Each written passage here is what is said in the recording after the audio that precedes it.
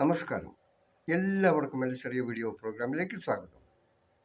ഇന്ന് ഈ ചെറിയ വീഡിയോയിൽ ഞാൻ ഉൾപ്പെടുത്തിയിരിക്കുന്നത് നമ്മുടെ ലോകത്തിലെ ജനസംഖ്യ കൂടുതലുള്ള 3 രാജ്യങ്ങൾ ഏതൊക്കെയാണ്, അവിടുത്തെ ജനസംഖ്യ എത്രയാണ്, അതുപോലെ അത് ഏത് ഭൂഖണ്ഡത്തിലുള്ള രാജ്യങ്ങളാണ്. ഈ 3 ചോദ്യങ്ങൾക്കുള്ള മറുപടിയാണ് ഇന്ന് ഞാൻ ചെറിയ വീഡിയോയിൽ ഉൾപ്പെടുത്തിയിരിക്കുന്നത്.